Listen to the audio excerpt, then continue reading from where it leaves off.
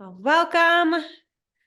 We are so excited to chat with you tonight and answer some of your questions about the multitude of forms that we have here at camp. And so here in a minute, Jenny will turn on the slides. But before we do that, we should do an introduction. And so I was thinking about it today in a very campy fashion. We always like to ask like a fun introduction question to introduce you all to who is on the call tonight. And so for me, thinking about forms makes me think, Jenny, are you more of a cursive person or a handwriting person or a typer? Like if you're typing up notes and filling things out, which would you prefer? So if I am taking notes, needing to get something written down really quickly, I am so much faster of a typer than I am of a writer. And different from when I was younger, but I've been using the computers a lot lately. So for sure typing. And if I had to handwrite something, I would probably do print. What about you, Krista? So I'm Krista. I am the director of High Trails.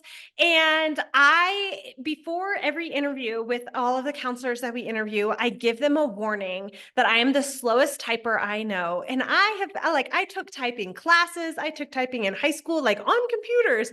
But still, I just use like a three claw method in the typing. And so I am always like bringing a spiral notebook somewhere and writing down. And my handwriting is legible, but some of my letters blend together in a cursive-esque style writing. So yeah, there we go. A little bit about us. And so it's Jenny and me on the Zoom today to help answer some of your forms questions. And let's go ahead and hop in and get to it. All right, so I am going to go ahead and share this slideshow with you all. Tonight, we're going to be talking about forms because all of these forms are going to be due by April 15th. That is the date the forms are due, and they're all so important for your campers before they arrive at camp.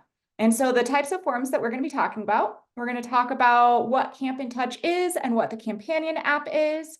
We're going to talk about the different types of forms and their statuses, medical forms, transportation forms, the workplace information and liability release, and then finally the camper profile and additional options.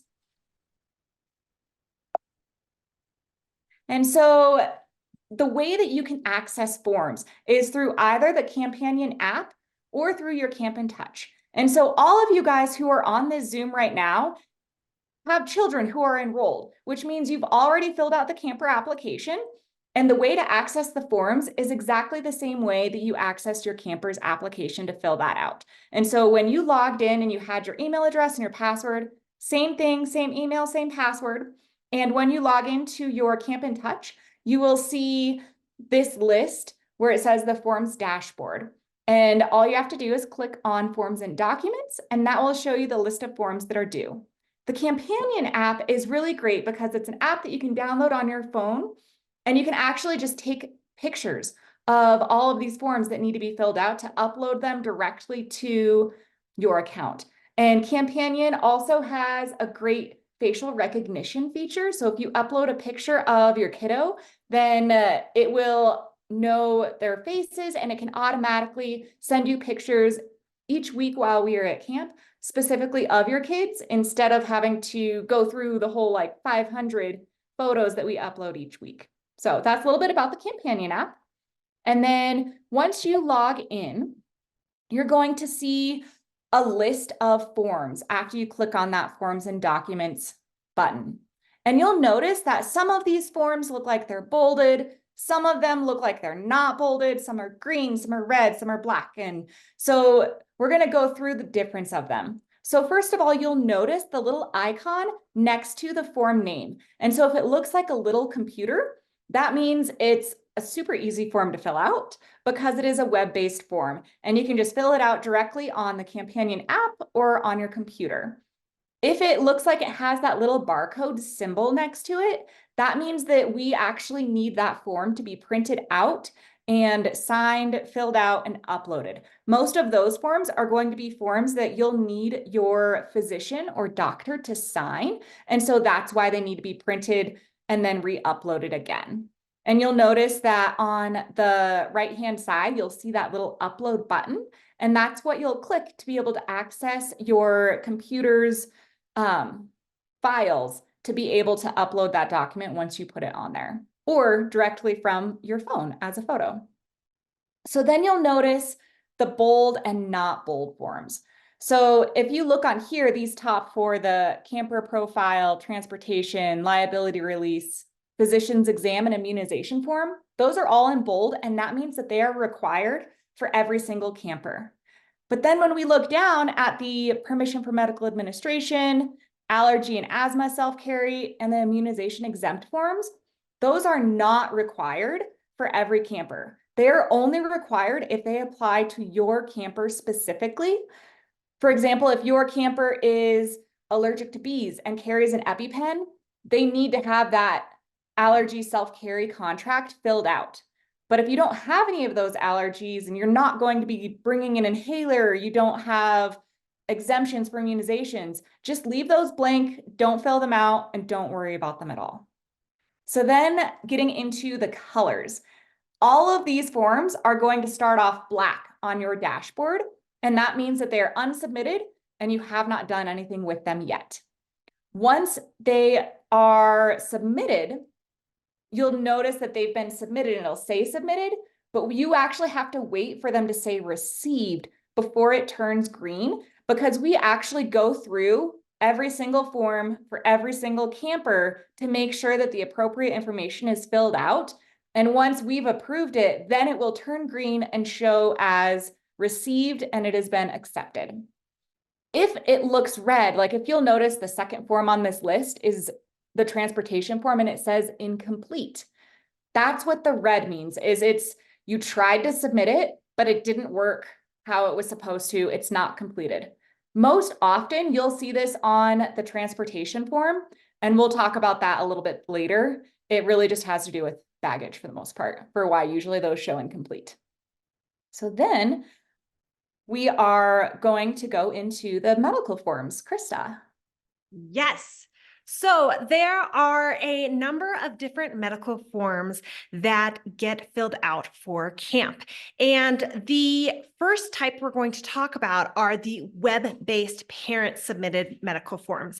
And so that is the authorization to treat form, as well as the over-the-counter medication authorization. And what that means is that at each of our clinics at Big Spring and High Trails, we have a number of over-the-counter medications, from Tums and calamine lotion for bug bites or upset tummies to allergy medications, and just a whole variety of standard over-the-counter medications. And so you must authorize us and the nursing staff to be able to give these over-the-counter medications. So that is something that you as a parent have the power to authorize, to authorize, and that is what is on that form. There is space to fill out your insurance information, and also there's space to fill out your parent perspective of your child's health history. And so that's letting us know there's a whole number of questions and just like letting us know about your child's health. That's anything that you would like the nurses to know about your child. I think great things that come in this section a lot is like, my child has eczema and like this is what it starts to look like. So if you start to see dry patches here, please get this lotion on them as soon as possible. All of those kind of details that you know specific to your child are so helpful to submit in that health history form. There are also some other questions about any like mental, emotional struggles your camper might be going through, or social health history that would be relevant to let us know. And all of this information is confidential, and it's really us partnering with you so that we have the greatest picture of how to help take care of your child while they're at camp. And it's also a time for you to fill out any medications that you will be sending with your camper to camp. And we will talk more about medications and doctor's notes and what needs a doctor's note a little bit later here. And so these are medical forms that are required. And one of them is your physician's exam. So that's like a typical physical, but it is specific to camp and is like your child is cleared to come to camp. And so it requires a doctor's signature. And we understand the forms are due on April 15th. And insurance, right? You get one physical a year. And so sometimes your physical is in May. And so depending on when your physical falls, it's okay. Get all of these other forms filled out as soon as possible. And then if you're like in that kind of gray zone, you can wait and have your doctor fill out the most recent one. If your physical is typically in June or July, sometime when you're at camp, then you can go ahead and send it to your doctor's office and have them fill it out from the last time that they saw your child. Another important form to talk about is the permission for medication administration. And so this one is required for every single medicine that you are sending with your child to camp. And medicine includes homeopathics. It includes vitamins and gummies and anything that that you are sending with your child to camp has to have this permission for medication administration form filled out. And that is a requirement by our child care license through the state of Colorado. And so it might seem silly to be like, hello, doctor, my child takes this vitamin gummy every day. Can you fill out this form for me? And but it is also a great opportunity to talk with your doctor about the vitamin gummies and any other daily medications or things, even over-the-counter things need to have that form. So that is an important form. And then another form is our immunization form. Once again, that is required by our child care license through the state of Colorado. And so there is a very specific Colorado form that they would like us to fill out. So even if you're coming from other states, if you can get that transcribed and filled out and signed by a doctor, that is wonderful. And then if you don't meet or if your child doesn't meet the current requirements for the state of Colorado, that is when you'll go to that other form that Jenny mentioned that is a like personal or medical exemption form as well. So that's in the only fill out if you need to forms section. As well as Jenny covered a little bit those asthma and allergy self-carry forms as well.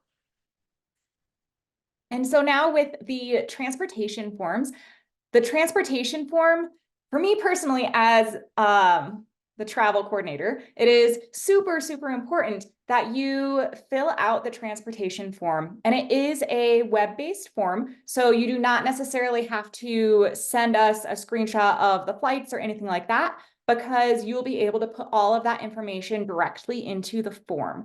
So what you'll do first is you'll choose, are you going to have your camper arrive at camp by car, or are you going to have them arrive by plane?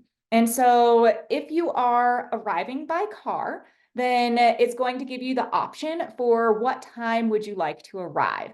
And once you choose your time that you want to arrive, we are going to do our best to assign a time as close to that time that you choose as we can. We're going to be assigning arrival times in increments of about 10 minutes, just so that we don't have an overload of people right at 8 o'clock in the morning trying to talk to our nurses, because every kid who comes to camp will see our nurses as just an opening check-in, and we don't want to create long lines for that. So you will be receiving within probably a week or so, maybe 2 weeks before camp opens, the specific time that the car arrivals will be.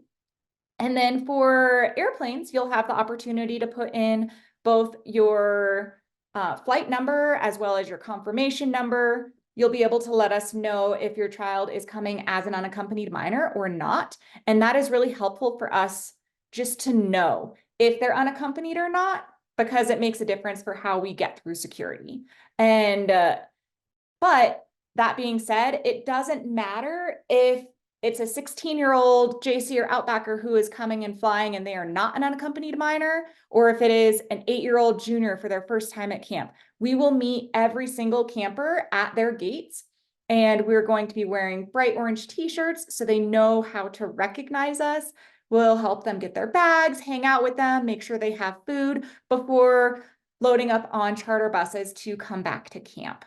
And so when you are filling out that transportation form, first of all, making sure that you put the correct day on the transportation form is important. We actually get quite a few people who say, oh, we're actually coming on July 12th instead of July 13th when camp opens. So making sure it's the right day. And then with flights, we ask that your flights arrive between 8 a.m. and 2 p.m. on opening day, and they depart between 8 a.m. and 2 p.m. on closing day, because that is the time when we will have all of our staff there at the airport to be able to support meeting all of the campers at their gates. And then for many cities, we do have recommended flights, not required, just recommended. And if you want to scan that QR code, it'll take you to our website on the transportation page and have a list of all of the recommended flights from various cities where multiple campers live in the same city.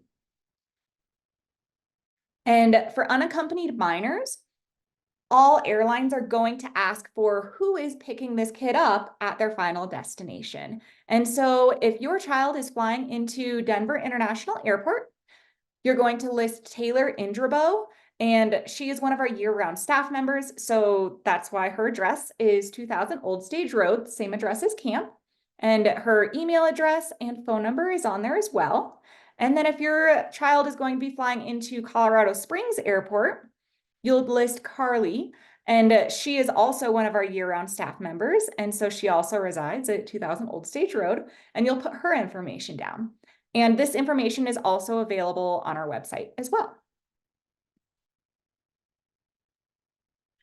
Okay, another few items that get filled out. One is asking about your workplace information. And that once again is tied to our childcare license. And I suspect it's for daycare centers who might want to know where the parents might be if it's closing time at the daycare, but it is still required for us at summer camps as well. So that is why a little bit that we're asking for your workplace information. And then another one of the forms is our liability release form. And that form is required for your camper's participation at camp. But this is the form that I am most excited to talk to you about, and it is the camper profile. So the camper profile is our #1 way to get to know your camper ahead of camp. Me and Director Ollie, we read every single camper's camper profile, and we're like highlighting things and really taking the time to get to know and learn about each and every camper. So please take the time to look at, we ask a ton of questions, and it's all just trying to get to know your camper and get to know what you would like us to know about them. Some things that are really helpful on these forms are, sometimes campers have had like a really scary thunderstorm experience, like they got caught in a flood or they just are very afraid of thunderstorms. So letting us know that helps us know that information to pass on to the camp counselors who will be caring for your child, to know, ooh, there's a thunderstorm. I should check in on your camper and make sure that they're doing well. And this is a great thing. This form carries over information year after year. So it can be very tempting to open up and see all the words you wrote last year and just be like, great, submit.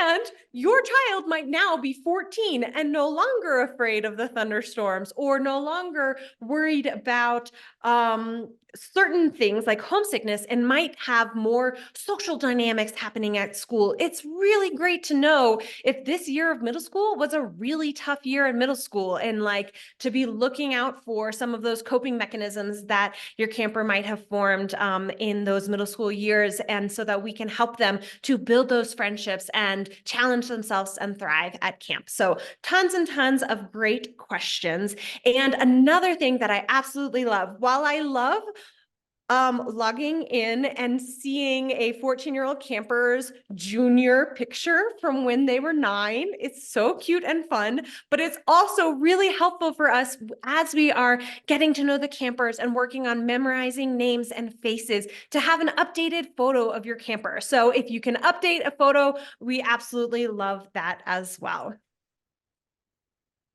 And so the final and last form that we have is the additional options form. And this form, you actually cannot see it yet. And it is not due on April 15th. It won't actually be active until May 1st. And that is because this form is the form that you will use to mark what you would like as rentals or purchases or transportation. And yes, there is fees associated with those things. And the reason we don't offer this form until May 1st is because the final camp tuition is due on May 1st. And we would like to have a clean slate of a balance before adding on any more billing. And all families will be billed at the end of the summer. We're not asking you to prepay for any of these items. They will be billed at the end of the summer. So with the additional options form, there are camp rentals. You can rent backpacks and sleeping bags and blankets and riding boots. And it's really helpful when you let us know that you would like to rent something so that we can make sure that we have enough of these rentals on hand for all the children who need them. Same thing goes for purchasing items like Crazy Creeks and sleeping pads and wool socks, ponchos, compression sacks, things for backpacking like utensils and plates and headlamps and summit day packs. Those are all available for purchase as well. And the campers will be able to go and pick up those items on opening day. And it really helps us out when we know in advance through the additional options form that you would like to reserve those items for purchase so that we can make sure that we have enough on hand for everyone. The other item on the additional options form is transportation. So if you know that your kids are going to be flying in and they are going to be taking camp transportation to or from the airport, please note this on the additional options form as well. And this is one way. So if you plan on having your kid fly into camp, into Denver, and then also fly home out of Denver, you would mark 2 one-way Denver transportation items. A lot of families might drive their kid to camp, help them unpack, but then the kid flies home by themselves. And so that's why we offer this as a one-way service, and you can choose 2 if they are going to be flying both directions. And we would love to hear if anyone has any questions. Please go ahead and feel free to either unmute yourself and go ahead and ask, or throw any questions that you might have into the chat. Totally. And we talked about this a little bit in the packing Zoom, but the additional options form makes me remember to talk about oftentimes as parents, especially for younger campers, we just pack their bag and send it with them. But talking with your camper about what you're packing, like did grandma buy them a Crazy Creek chair already and you packed it in their duffel, and so they don't need to buy a second Crazy Creek chair at home. So it's a great opportunity to talk with your camper about what they are packing and what they have and what they might not necessarily need a new one of. So you know your child, and you know if they're a super shopper and like they get to the summer camp REI and are like, ooh, but I need a spork in green too, right? And having those conversations is a great opportunity to talk with them about what they have, what you have packed for them, and what you have signed them up for picking up at the summer camp REI. Well, thank you all for joining this Zoom. And if you come up with questions after the Zoom is over, please just shoot us an email, give us a call, and we would be happy to answer any questions that you might have.